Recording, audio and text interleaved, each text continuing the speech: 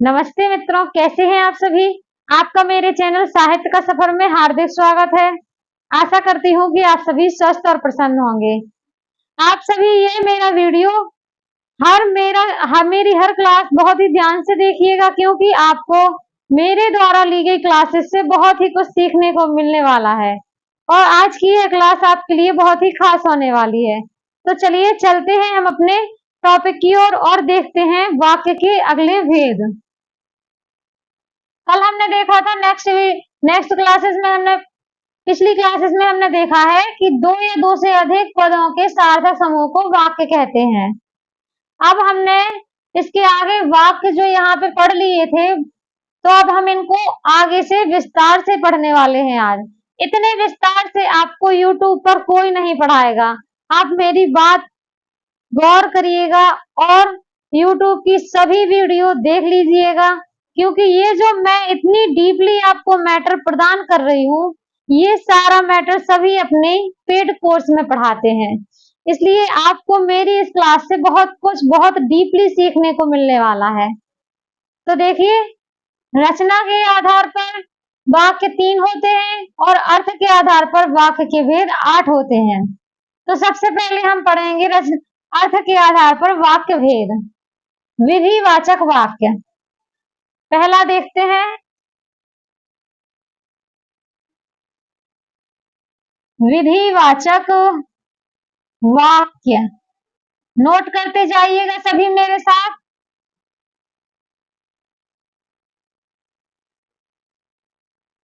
जिन वाक्यों में कार्य का होना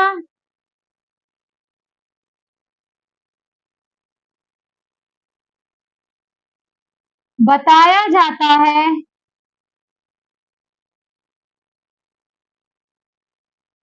वहां पर विधिवाचक वाक्य होता है। विधिवाचक वाक्य होता है। जैसे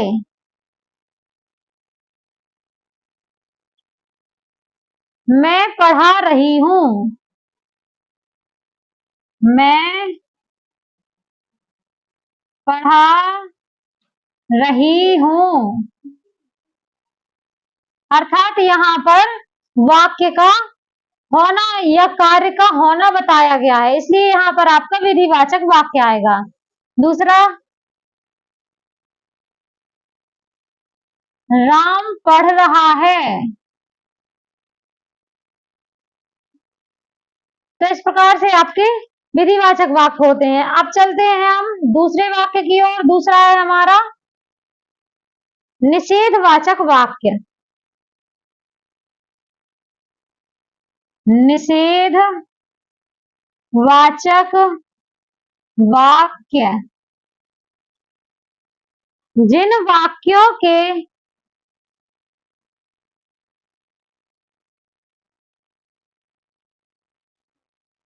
जिन वाक्यों में नकारात्मकता का बोध होता है, नकारात्मकता का बोध होता है,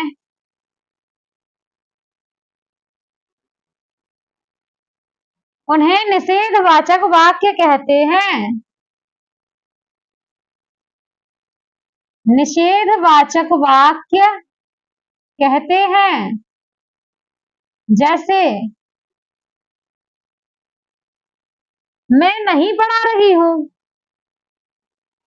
जैसे इसी में आ जाएगा, यदि मैं बोलूं मैं नहीं पढ़ा रही हूं, अर्थात यहाँ पर जो नहीं शब्द आया है वह आपकी नकारात्मकता को व्यक्त करता है, इसलिए यहाँ पर आपका निषेधवाचक वाक्य हो जाएगा। इसी में हम अगला देख सकते हैं।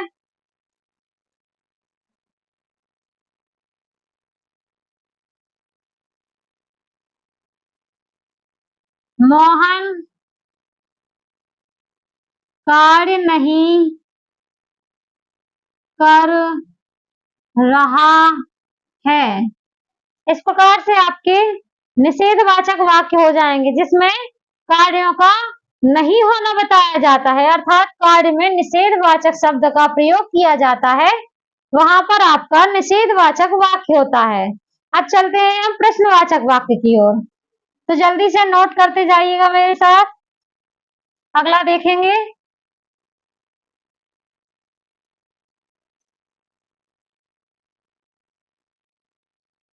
प्रश्नवाचक वाक्य। तो डेफिनेशन में बोलती जा रही हूँ, आप लोग नोट करते जाइएगा, एग्जाम्पल में बताते जा रही हूँ, ठीक है।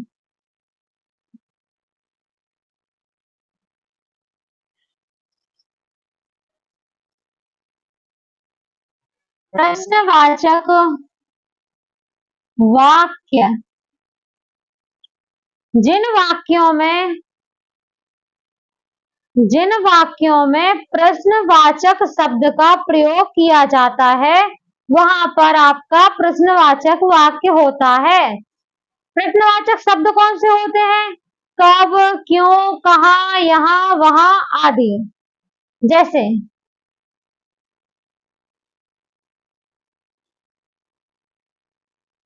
क्या आप पढ़ रहे हैं या पढ़ रही हैं?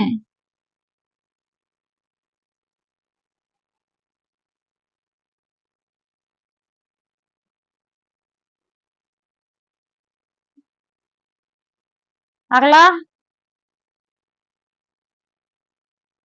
वह क्यों सो रहा है? वह क्यों सो रहा है या रो रहा है?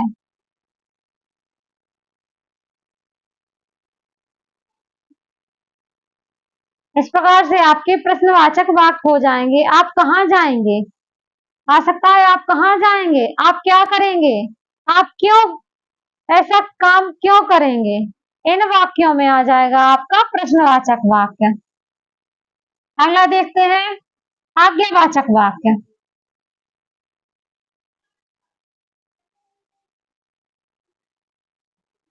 आज्ञावाचक वाक्य जिन वाक्यों में आज्ञा का बोध होता है वहां पर आज्ञावाचक वाक्य होता है। आज्ञा जैसे किसी को आदेश दिया जाता है, जैसे तुम बाजार से फल लाओ, तुम बाजार से फल लाओ। इसमें ये जो लाओ शब्द है ये ऐसे ही नहीं आ गया है, यहाँ पर किसी ने इसको आदेश दिया है कि तुम जाकर बाजार से फल लाओ, अर्थात जहां पर आदेश आज्ञा का प्रयोग किया जाता है वहां पर आपका आदेशवाचक वाक्य होता है। जैसे आप अपना काम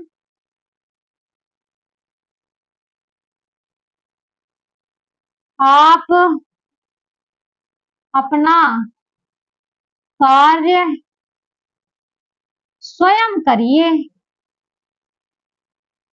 किसी ने कहा होगा कि आप अपना कार्य स्वयं करिए, आदेश का यहाँ पर बोध हो रहा है। अगला हो सकता है जैसे हम बच्चों से कहते हैं ना, शैतानी मत करो या शोर मत करो, शोर मत करो। तो यहाँ पर भी आपका आदेश दिया गया है, किसी भी चीज को करने के लिए बल प्रदान किया गया है। इस प्रकार से आपका आदेशवाचक वाक्य हो जाता है। अब हम चलते हैं अपने नेक्स्ट वाक्य की तरफ, जो कि है आपका संदेहवाचक वाक्य। अगला आपका पांचवा संदेहवाचक वाक्य। संदेहवाचक वाक्य जिन वाक्यों के अंत में संदेह का प्रयोग किया जाता है, जैसे कि कहा जाए शायद वह आएगा, शायद शाम को वर्षा होगी। तो यहाँ पर संदेह है, कोई बात कन्फर्म नहीं है, तो इन वाक्यों में संदेहवाचक वाक्य का प्रयोग किया जाता है। जैसे शायद शाम को वर्षा होगी। यहाँ पे कन्फर्म नहीं है कि होगी या नहीं होगी, लेकिन हम अपना संदेह व्यक्त कर रहे हैं, इसलिए इस वाक्य को संदेह वाक्य के अंतर्गत रखा जाएगा। अगला,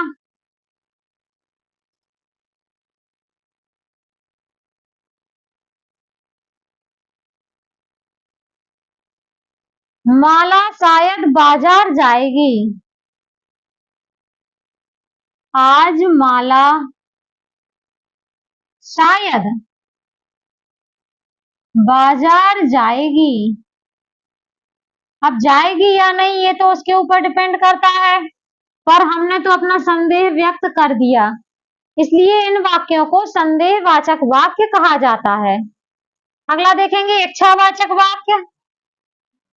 आप सभी लोग बहुत ही ध्यान से देखिएगा, एक एक वाक्य आप यहाँ पे पढ़ लेंगे और आपके माइंड में बस सेट होने वाला है, आप कभी नहीं भूल पाएंगे। इच्छावाचक वाक्य,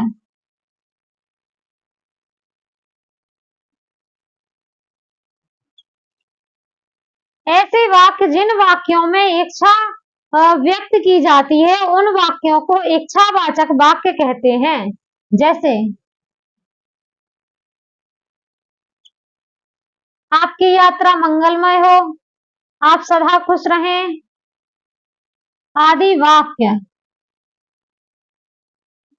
आपकी यात्रा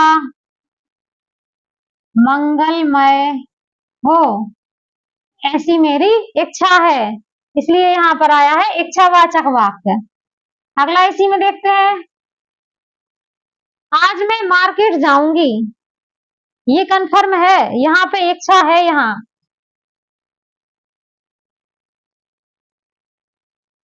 आज मैं फलाहार रहूंगी, यह मेरी इच्छा है, इसलिए यहाँ पर आपका इच्छावाचक वाक्य आएगा। इसी में हम कह सकते हैं आप सफल हो, आप खुश रहें, आदि वाक्य। इन वाक्यों के अंत में जहां पर इच्छा प्रकट की गई हो, वहां पर आपके इच्छावाचक वाक्य होते हैं। अगला हम देखेंगे संदेहवाचक वाक्य।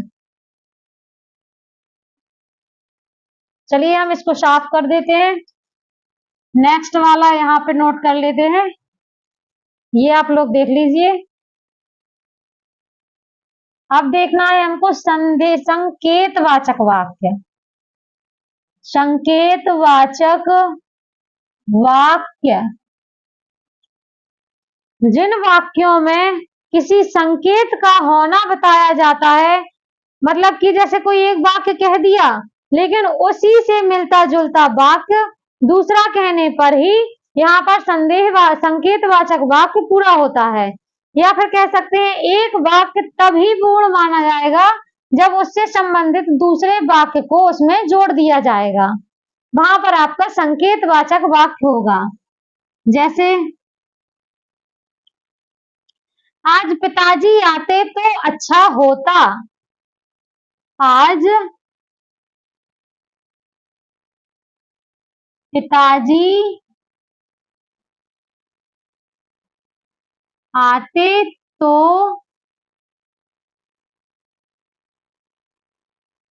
अच्छा होता। अब यहाँ पर देखिए, यहाँ पर आपको संकेत कौन सा शब्द दे रहा है, आप लोग बताइएगा मुझे, संकेत कौन सा शब्द दे रहा है? ये जो तो शब्द है, यदि पिताजी आते तो अच्छा होता, अगर नहीं आते तो अच्छा नहीं होता क्या? लेकिन यहाँ पर आपको संकेतवाचक वाक्य को समझाने के लिए ऐसा बताया गया है। यदि अगला यदि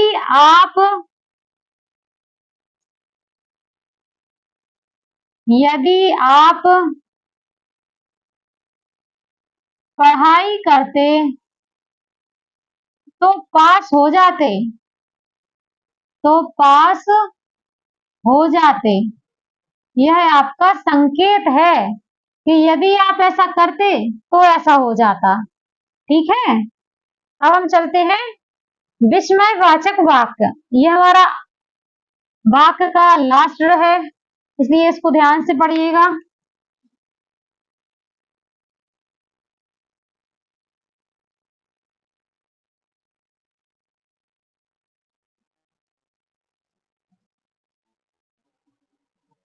विस्मयवाचक वाक्य।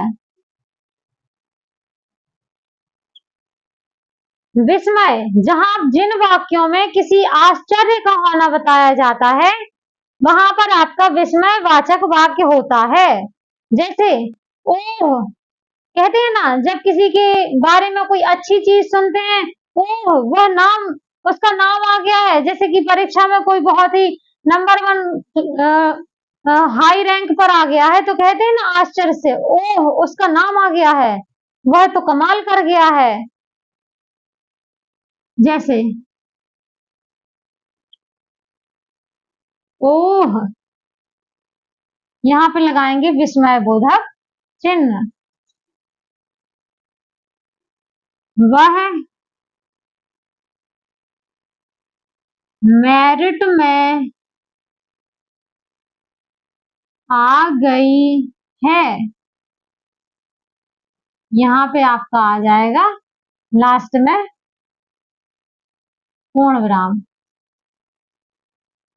इसी में कह सकते हैं ओह, किसी की दुखद घटना होती है तो कहते हैं ओह, हाय आदि शब्दों का प्रयोग करते हैं। जैसे हे, ओह, ये जो शब्द होते हैं, वाह, ये हमको आश्चर्य का बोध कराते हैं। तो इन शब्दों को आपको याद रखना है। जहां पर ये शब्द आए तो वहां पर विस्मयवाचक वाक्य आपका आएगा। अब आगे की एग्जाम्पल आप देख सकते हैं, और जो भी आपको चाहिए हो, यदि इससे रिलेटेड, तो आप कमेंट बॉक्स में मुझे कमेंट करके बता सकते हैं। अब हमारे ये अर्थ के आधार पर जो 8 वाक्य थे वो कंप्लीट होते हैं। अब हम पढ़ेंगे रचना के आधार पर वाक्य। दूसरा आता है रचना के आधार पर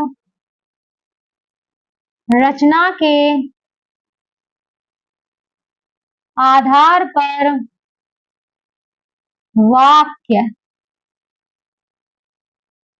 कितने प्रकार के होते हैं? 3 प्रकार के। पहला होता है साधारण वाक्य, किसी को सरल वाक्य भी कहते हैं। तो ये जो साधारण वाक्य है, ये इसमें इस वाक्य में बिल्कुल सिंपल से वाक्य आते हैं। जैसे वह खाना खा रहा है, पानी पी रही है, या वह सो रहा है, वह जाग रहा है, वह खेल रहा है आदि। ठीक है, तो ये ज्यादा डिफिकल्ट नहीं है, आप लोगों को समझ में आ जाएगा। आगे की हम देखते हैं संयुक्त वाक्य। ये जो रचना के आधार पर वाक्य होते हैं, ये बहुत ही मोस्ट होते हैं और पेपरों में अधिकतर यही से क्वेश्चन बनाए जाते हैं। तो आप लोगों को ये रचना के आधार पर वाक्य बहुत ही ध्यान पूर्वक पढ़ना होगा। दूसरा है इसका संयुक्त वाक्य। संयुक्त वाक्य जिन वाक्यों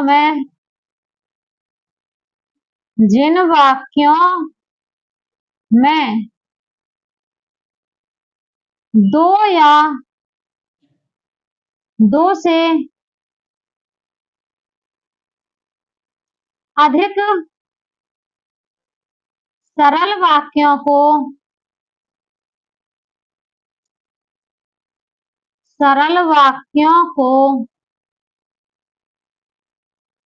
योजक चिन्हों के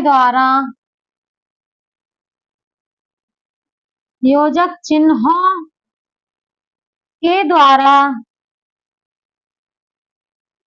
जोड़ा जाता है वहां कौन से वाक्य होते हैं? संयुक्त वाक्य होते हैं। वाक्य होते हैं। जैसे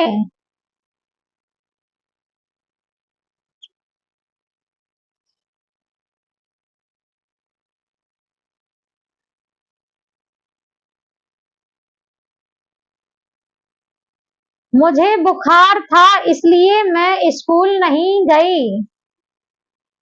जैसे मुझे बुखार था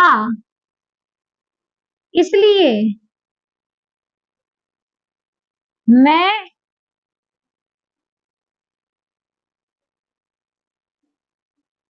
स्कूल नहीं गई। अर्थात यह वाक्य कैसा है? यह वाक्य आपका संयुक्त वाक्य के अंतर्गत आएगा, क्योंकि इसमें जो है योजक चिन्ह इसलिए ये लगा है। और आगे हम देख सकते हैं इसी में, जैसे वह पढ़ाई तो करता परंतु उसके पास किताब नहीं थी। तो आप लोग लिख लीजिएगा, जैसे वह पढ़ता पर उसके पास किताब नहीं थी।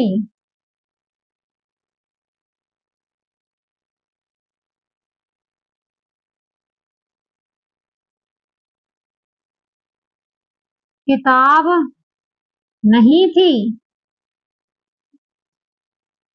मैं आपको पढ़ाती किंतु मेरे पास मैटर नहीं था। ऐसे वाक्य जो किंतु, परंतु आदि, यथा, वहां आदि शब्दों का प्रयोग किया जाता है, इन वाक्यों में आपका संयुक्त वाक्य होता है। इन वाक्यों में क्या होता है कि वाक्य तो होते हैं अलग अलग, स्वतंत्र रूप से होते हैं, पर वह इन योजक चिन्हों पर जुड़े हुए होते हैं, इसलिए इन वाक्यों को संयुक्त वाक्य कहते हैं। आप इनके योजक चिन्ह लिख लीजिएगा, मैं आपको नोट करवा देती हूँ, इससे आपको बहुत ही सरलता हो जाएगी इनको पहचानने में।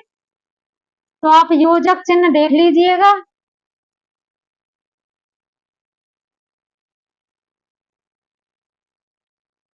योजक चिन्ह कौन कौन से आ सकते हैं, किन के माध्यम से यह जुड़े रहते हैं? जैसे तथा, या, अथवा,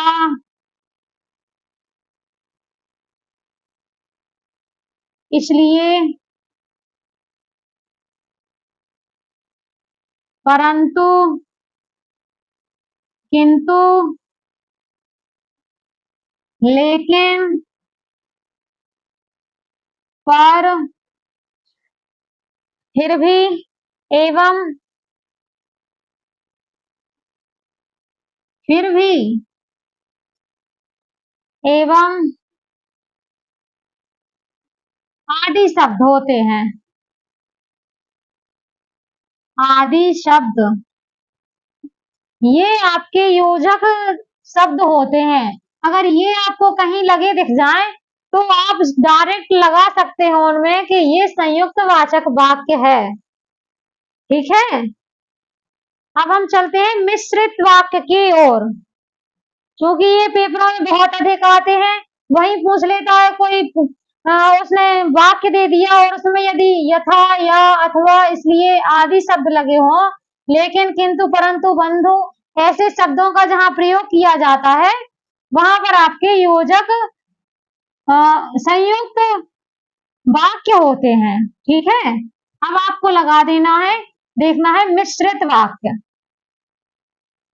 तीसरा है इसी में, ये लिखे हैं आपको, अगर तालिका बनाकर लिखेंगे तो ये लिखे हैं आपको, अर्थ के आधार पर यहाँ पे लिख दिए हैं मैंने, जो आपको पूर्णता से मैंने विस्तार से समझाया है वो सब यहाँ पे नोट किया हुआ है पहले से, आप चाहें तो लिख सकते हैं।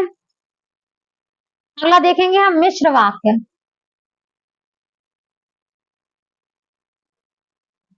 मिश्रित वाक्य, अब इनमें देखिए, मिश्रित वाक्य ऐसे वाक्य होते हैं जिसमें एक वाक्य तो पूर्ण होगा और इसमें दूसरा उपवाक्य भी होता है या दो से अधिक उपवाक्य हो सकते हैं। जिन वाक्यों में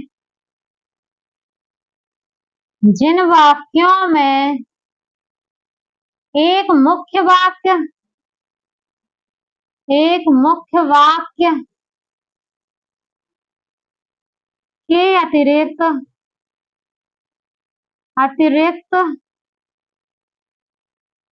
एक से अधिक उपवाक्य होते हैं,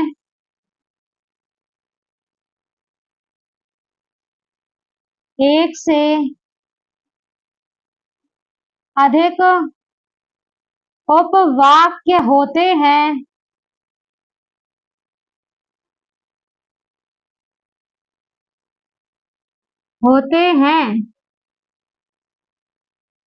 और वह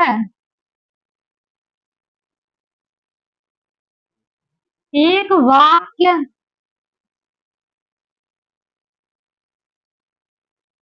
दूसरे पर या दूसरे से संबंधित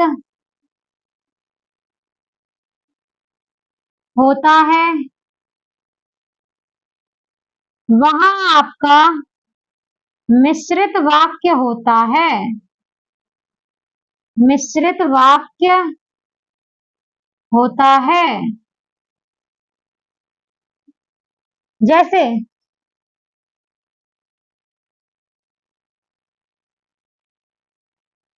तुम जैसा करोगे वैसा पाओगे। जैसे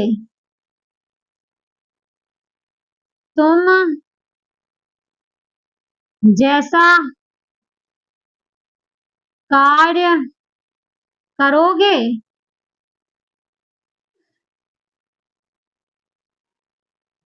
वैसा फल पाओगे।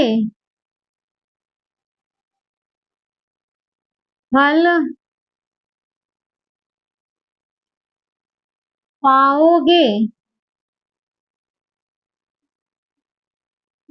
अर्थात ये जो फल पाओगे ये वाक्य आपका आगे के वाक्य पर डिपेंड है। आई मीन इससे मिश्रित होकर बनाया गया है, इसलिए इसको कहा जाता है मिश्र वाक्य। आगे हम देखेंगे इसी में जैसे ही कह सकते हैं कि मैं जानता हूं कि तुम्हारे अक्षर अच्छे नहीं बनते, अर्थात मैं जानता हूं, मैं जानती हूं कि, यहाँ पे लिख लेते हैं हम, ये साफ कर देते हैं क्योंकि अब आप लोगों का नोट हो गया होगा, इसलिए इसको साफ कर देते हैं।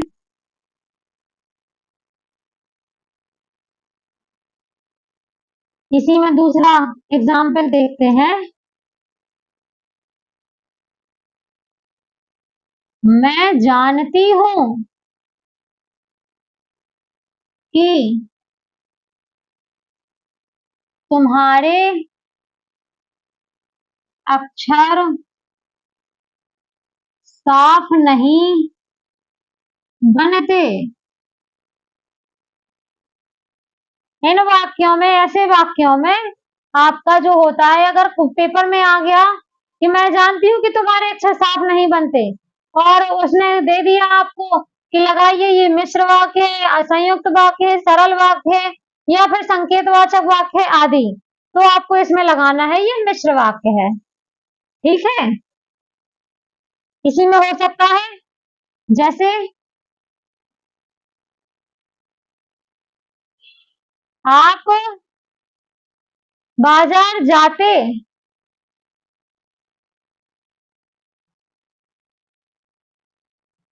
आप बाजार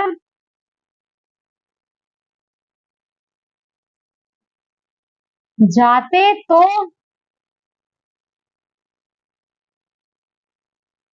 वहां से क्या लाते, फल लाते, सब्जी लाते या खाने के लिए और भी कुछ लाते आदि। ठीक है, तो ऐसे वाक्यों को कहा जाता है मिश्रित वाक्य। इन सबको आपको बहुत ही अच्छे से याद रखना है क्योंकि यह हमेशा पेपरों में पूछे जाते हैं।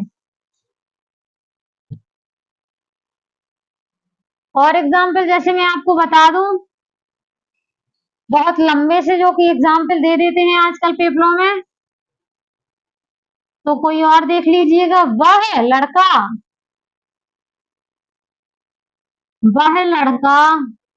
जो आज अपनी कक्षा में प्रथम आया है, वह मेरा भाई है। वह मेरा भाई है। अब यहाँ पे देखिए वाक्य आपका कितना बड़ा हो गया है। वह लड़का जो अपनी कक्षा में प्रथम आया है वह मेरा भाई है। यहाँ पे आपको कई वाक्य देखने को मिल जाएंगे। यदि हम इसको हटा भी देंगे तो भी वाक्यपूर्ण होगा और यदि इसको जोड़ भी देंगे तो भी वाक्यपूर्ण होगा। अर्थात कह सकते हैं कि जब एक प्रमुख वाक्य के अंतर्गत कई उपवाक्य आते हैं और वह तो तथापि यथापि आदि शब्दों से जुड़े होते हैं, वहां पर या कह दें कि उस पर आधारित होते हैं, उन वाक्यों को हम संयुक्त वाक्य कहते हैं।